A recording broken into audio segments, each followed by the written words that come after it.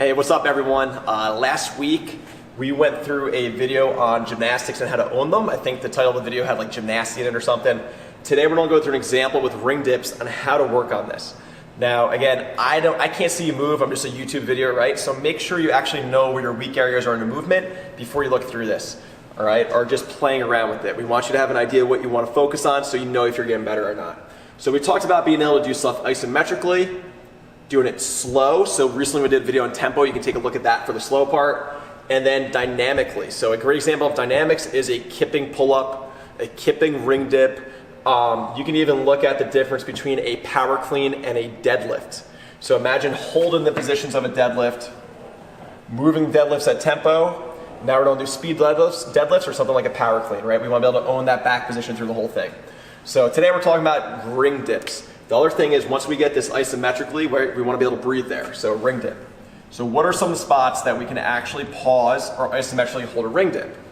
Part one, obviously the top. Now depending on who you talk to and your goals, I'd love to see people not internally rotated. I'd love to try and get that palm forward a little bit. And I'm going to ask people to go from anywhere from 10 to 20 seconds. And then I want you to be able to breathe up there during those 10 to 20 seconds. This is a lot harder for people than they realize, especially when we start looking at the shoulder position, making sure we're not here, we're nice and tall, trying to get those palms forward. Let's get some real gymnastics going.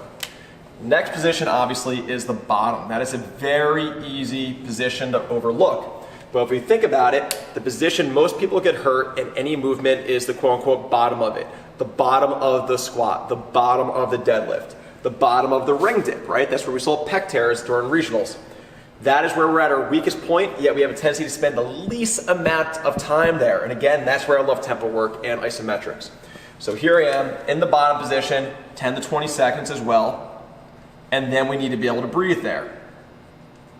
This might seem dramatic, but I want you to progress over your lifetime. I don't care if you get a muscle up or a ring dip next week. I want to make sure that you can still be functional at 70 years old, play with your kids and grandkids, everything be okay with you. I'd rather see that. So let's own this process instead of shortcutting the shortcut.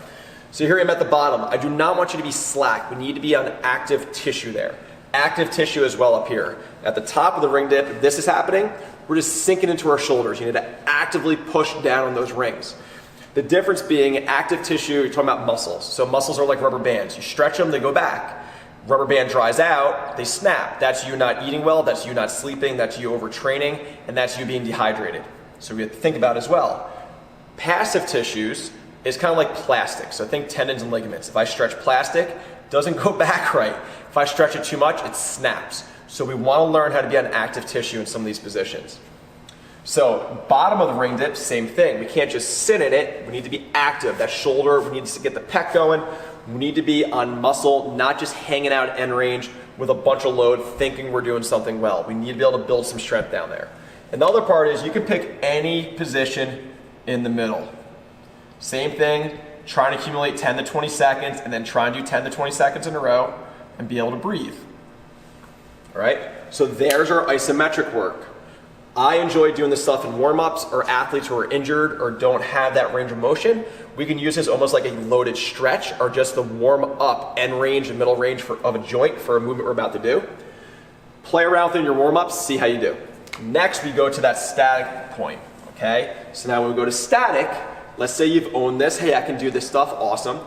Don't feel like you need to do 20 seconds in a row, but you should be able to hold yourself up there. If you jump up on the rings and you can't even hold yourself up there in the right position with your shoulders, why are you trying to ring dip? All right, let's own the end ranges before we get moving on it. For the slow stuff, we're gonna do ring dips. And we can do a little combination of it, okay? We can do a ring dip at a 2-1-2-1. At the top, lower 2 seconds, hold, rise up in 2 seconds, hold, and accumulate reps there. Now there's no set amount of reps I'd like to see you do. That's kind of different based on the coach or the athlete, your background and everything.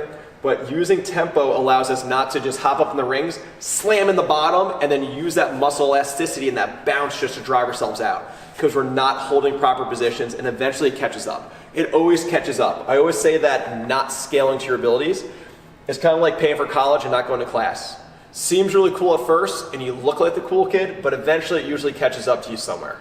That's how it works. So we can play around with tempo. So now for us here, if we're doing ring muscle ups or bar muscle ups, we want to see you do 10 ring dips with a controlled tempo, no bouncing, strict, okay? And then we start getting into the dynamic stuff. So maybe we start just moving faster with strict dips, then we can add in kipping.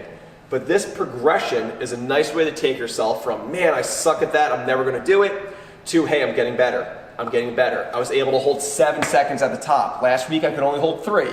And you can build on this and build on this. And we actually just did a video on how to take a skill and bring it to training and learn how that progression works, where you can do something like this to make it better. So all these videos kind of connect. You can use them to help yourself with each one. Now, think about some movement that you wish you were better at, or maybe you kind of just fluff through, or you're tired of scaling in a class or working out you're never going near. I want you to think about how you can do this. Comment below. Let me know what you're going to do. Let me know what you're planning to do next week. So that way, since you told someone, you're more likely to do it. Try it out. Let me know how it works. Comment below, guys. Hope you like this video.